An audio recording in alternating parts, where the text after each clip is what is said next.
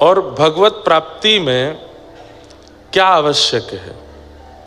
हमारे श्री प्रहलाद जी महाराज कहते हैं, न दानम न तपो नेज्य न शौच्यम न व्रतानि च प्रीयते मलया भक्त्या हरिरन्यत विडंबनम।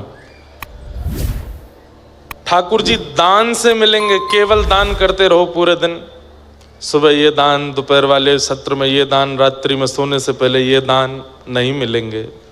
न दानम, स्वयं प्रहलाद जी कह रहे हैं, कोई अनुभवी व्यक्ति बोले तो उसकी बात माननी चाहिए। प्रहलाद जी कह रहे हैं दान से नहीं मिलेंगे। ना तप, आप नैमिषारण्य में बैठ करके किसी पेड़ पर लटक करके उल्टे बैठ करके भजन करो, ठाकुर जी मिल जाएंगे? ना मिलेंगे। न दानम न तप एज्य, यानी कि यज्ञ से मिल जाएंगे। खूब हवन करो महाराज, कुंटलों हवन करो, क्या उससे ठाकुर जी मिलेंगे? नहीं मिलेंगे। न शौच्यम, शौच्य मतलब पवित्रता, दिन में 3 बार नहाओ, सुबह उठ के नहाओ, दोपहर में फिर नहाओ, रात्रि में सोने से पहले फिर नहा लो, इतने पवित्र रहो, ठाकुर जी मिल जाएंगे? नहीं मिलेंगे। न व्रतानि च, 30 दिन के महीने में 15 व्रत कीजिए। प्रदोष का व्रत करो, मंगलवार का व्रत करो, सोमवार का व्रत करो, एकादशी का व्रत करो, ठाकुर जी मिल जाएंगे? ना मिलेंगे। प्रहलाद जी कह रहे हैं न व्रतानि च, तो कैसे मिलेंगे? बोले प्रीयते मलया भक्त्या हरिरन्यत विडंबनम। उत्साह पूर्ण भक्ति, उत्साह पूर्ण प्रेम। उत्साह किसको कहते हैं? एक्साइटमेंट। उत्साह किसको कहते हैं? किसको कहते हैं? अत्यंत उत्सुकता। जैसे प्यासे को पानी चाहिए, लेकिन पानी ना मिले, दूर कहीं नल दिखाई दे जाए तो वो नल देख करके कितना उत्सुक हो जाता, आप पानी पीऊंगा, आप पानी पीऊंगा, आप पानी पीऊंगा। वो उत्सुकता, वो भगवत प्राप्ति कराती है। तो प्रहलाद जी महाराज से किसी ने कहा, तो फिर दान पुण्य यज्ञ आदि इनका क्या अभिप्राय है जब इनसे ठाकुर जी मिलने ही वाले नहीं है? तो बोले कि मेरी बात ध्यान से सुनो, दान से मिलेंगे, लेकिन दान में भी उत्सुकता होनी चाहिए। मतलब दान आप करो, ठीक है, कोई करवा दे करो, आपके पास धन है करो, परंतु वो प्रधानता नहीं होनी चाहिए, उससे भगवत प्राप्ति नहीं होगी। प्रधानता तो भक्ति की उत्सुकता ही होनी चाहिए, उत्सुकता वाली भक्ति। मुझे चाहिए श्याम सुंदर, चाहे जैसे मिलो मिलो, ये उत्सुकता। अच्छा, एक इसका और अर्थ है। प्रहलाद जी से किसी ने कहा कि आप कह रहे हैं ना दान से मिलेंगे, ना तप से मिलेंगे, ना यज्ञ से मिलेंगे, ना इससे मिलेंगे, ना उससे, और कह रहे हैं भक्ति, तो फिर शास्त्रों में दान पुण्य यज्ञ आदि का इतना विवेचन क्यों किया गया? तो श्री प्रहलाद जी महाराज बहुत सुंदर उत्तर देते हैं। प्रहलाद जी कहते हैं, कोई व्यक्ति भूख के कारण आपके घर आया, आपने उसको 4 प्रकार की सब्जियां परोस दी, आपने उसको 2 प्रकार का मिष्ठान दे दिया, आपने उसको 5 प्रकार का पेय दे दिया, लेकिन रोटी खाने को नहीं दी। आपने कहा सब्जी से ही पेट भर लो। लो महाराज, मटर की सब्जी, बैगन की सब्जी, आलू की सब्जी, पनीर की सब्जी।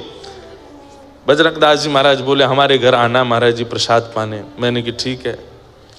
थाली लगाई बड़ी वाली, उसमें कम से कम नहीं तो 12 प्रकार की सब्जियां, 15 प्रकार का मिष्ठान, और महाराज 2 प्रकार के चावल, और ना जाने क्या क्या सामग्री। हम देखते जा रहे हैं, रखते जा रहे हैं। तभी हमने कहा भैया रोटी? बोले रोटी नहीं बनाई हमने। रोटी से क्या मतलब, आप तो बस यही सब्जियां खा करके पेट भरो। कितना विचित्र लगेगा, बिना रोटी की सब्जी कौन खाता भाई?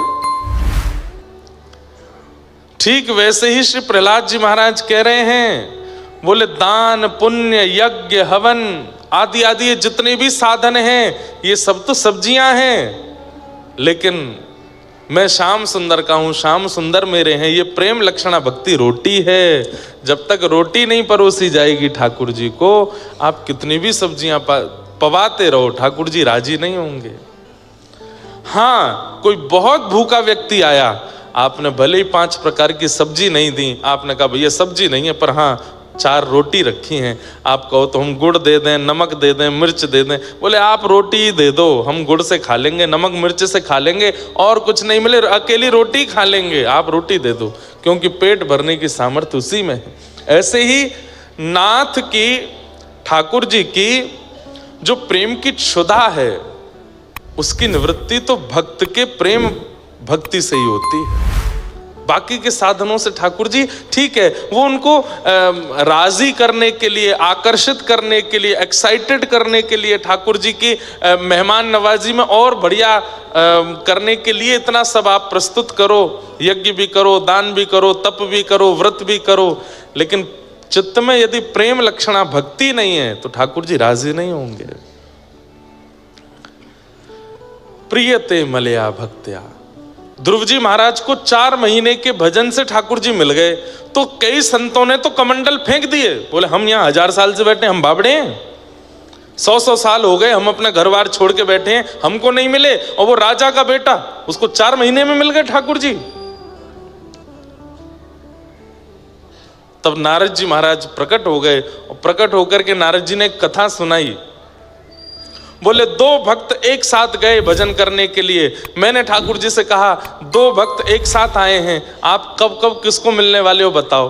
बोले एक भक्त से जाके कहो उसके वृक्ष में जितने पत्ते हैं मैं उतने दिन में आऊंगा, वो जिस वृक्ष के नीचे बैठा है उसमें जितने पत्ते हैं मैं उतने दिन में आऊंगा, और दूसरे से कहना वो जिस वृक्ष के नीचे बैठा उसमें जितने पत्ते हैं उतने वर्ष में आऊंगा। नारद जी बोले दोनों एक साथ आए हैं, दोनों एक साथ कर रहे हैं, दोनों वट वृक्ष के नीचे बैठे हैं, दोनों के वृक्षों में असंख्य पत्ते हैं, आपने इतना भेदभाव क्यों किया। ठाकुर जी बोले हम बताएंगे नहीं, तुम जाके बस कह दो, अपने आप पता चलेगा। पहले भक्त से जाके कहा अरे भैया तेरे तो भाग्य खुल गए, अरे नारद जी कब मिलेंगे भगवान। बोले बस कुछ दिन की बात और है। बोले कितने दिन। बोले ऊपर जो वृक्ष है इसमें जितने पत्ते हैं इतने दिन में मिलेंगे। उसने ऊपर पत्ते देखे, सिर पटकने लगा, अभी इतने दिन और लगेंगे ठाकुर जी को। अरे पत्नी छोड़ के आया, बच्चे छोड़ के आया, परिवार छोड़ के आया, सब घर बार छोड़ करके मैं आया, इतने दिन और लगाएंगे ठाकुर जी। रोने लगा। नारद जी बोले तू तो रो रहा है, उसका दूसरे का क्या होगा, उसको तो उतने वर्ष में मिलने वाले हैं। चल भैया थोड़ी और बोले मैं प्रतीक्षा नहीं, इतने दिन कौन प्रतीक्षा करे, मैं तो जा रहा हूं। नारद जी दूसरे भक्त के पास गए, नारद जी प्रणाम, भगवान कब मिलेंगे। बोले भैया तुम्हारे ऊपर वृक्ष में जितने पत्ते हैं उतने वर्ष में मिलेंगे। इतने में ही वो नाचने लगा, उछलने लगा, नारद जी के साथ ही नृत्य करने लगा, उन्हीं की भुजा उठा करके नाचने लगा, जय हो जय हो, आज मेरे कान तृप्त हो गए, मेरा जीवन तृप्त हो गया, मेरा सर्वस्व तृप्त हो गया। नारद जी बोले तेने भैया कुछ उल्टी सीधी बात तो नहीं सुनी, मैंने यूं कही इतने वर्ष में मिलेंगे, तो इतना नाच क्यों रहा है, कितने पत्ते हैं पता है, इतने वर्ष और लगेंगे। उस भक्त ने कहा मुझे इस बात की चिंता नहीं कि अवधि कितनी लगेगी, पर आपने ये कहा कि मिलेंगे, मुझे इसी बात से ही प्रसन्नता है कि वो मिलने तो आएंगे, आज नहीं तो कल आएंगे, कल नहीं तो परसों आएंगे, परसों नहीं तो 20, कभी भी आवे, लेकिन ठाकुर जी ने ये कहा है ना कि वो मिलेंगे, अब वो चाहे जब आवे, मुझे उसी में प्रसन्नता है। इतने में ही ठाकुर जी वहीं प्रकट हो गए और प्रकट होकर के उस भक्त को दर्शन दे दिया। नारद जी महाराज बोले आप झूठे, आपके वेद पुराण झूठे, आपकी सब बातें झूठी, और ऊपर से मुझे भी झूठा बना दिया। ये क्या किया आपने, आपने तो कहा था इतने वर्ष में मिलोगे। ठाकुर जी बोले लगना तो इतना ही वर्ष था, लेकिन तुमने जैसे ही कहा मिलेंगे तो उसकी इतनी उत्सुकता बढ़ी, इतनी उत्सुकता बढ़ी कि उसकी उत्सुकता में जो वर्ष की अवधि थी वो क्षण भर मात्र हो गई, और क्षण भर में वो सारे वर्ष पूर्ण हो गए और मैं तुरंत प्रकट हो गया। समझ में आई बात। मुझसे राधा रमण जी को मिलने के लिए 10 साल का समय और है, मान लो। अब 10 साल 15 भी हो सकते हैं, 20 भी हो सकते हैं। कब? यदि मुझ में आलस्य आ जाए, यदि मुझ में विकार आ जाए, यदि मुझ में उत्सुकता की कमी आ जाए, तो वो 10 के 15 भी हो सकते हैं, 15 के 20 भी हो सकते हैं, 20 के 2 वर्ष भी हो सकते हैं, 20 के 2 जन्म भी हो सकते हैं, एक कल्प भी हो सकता है, एक युग भी हो सकता है। जितनी मेरी उत्सुकता घटती जाएगी ठाकुर जी उतने दूर होते चले जाएंगे, और जितनी उत्सुकता बढ़ती चली जाती है। देखो जज साहब बैठे हैं यहाँ पे, अब मुझे तो ज्यादा अनुभव नहीं है, पर हमने ऐसा सुना है कि जब कैदी जेल चला जाता है तो उसको जितने दिन की वो दी जाती है, क्या बोलते हैं, सजा, अब समझो कि उसको उम्र कैद दी गई। उम्र कैद में कितने वर्ष की सजा होती है? 14 वर्ष की। अब वही बैठे हैं, वो बताएं कितने वर्ष की होती है? 14 वर्ष की। अब 14 वर्ष की सजा होती है। किसी को आजीवन कारावास होता है, किसी को और भी होता है। पर मैंने ऐसा सुना है, मुझे पक्का नहीं पता, पर जब कारावास में वो व्यक्ति अपना जीवन बड़ी अनुकूलता से जीने लगता है और बड़ा नियमित रूप से रहने लगता है, जो कार्य उसको मिलता है उसमें भी निपुणता रखता है, अपने जीवन को साध के रखता है, तो शायद कुछ समय बाद उसकी जो अवधि है वो घटा दी जाती है। उसको जितने दिन रहना है, अब ऑर्डर तो ऑर्डर है, अब ऑर्डर तो हुआ था कि 14 वर्ष रहेगा, लेकिन उसने अपना जीवन इतना सुगम बना लिया, इतना योग्य बना लिया, अपने विचार व्यवहार से इतना मोह लिया सबको कि फिर याचक लोग ही जाकर के कहते हैं, बोले महाराज वो बड़ा बढ़िया से रहता है, ठीक है, कोई ऐसी दिक्कत, तो फिर उसकी जो सजा की अवधि थी उसको घटा देते हैं। उसको 8 वर्ष कर दिया, 9 वर्ष कर दिया, चलो इसको अब छोड़ दो, अब हो गया, ठीक है। ठीक वैसे ही मुझसे आपसे मिलने के लिए ठाकुर जी ने एक नियमित समय चुन रखा है सबके लिए। पृथ्वी पर जन्म लेने वाले हर व्यक्ति का जन्म लेते ही ठाकुर जी एक नियमित समय भी रखते हैं, इस समय पे मैं इसको मिलूंगा।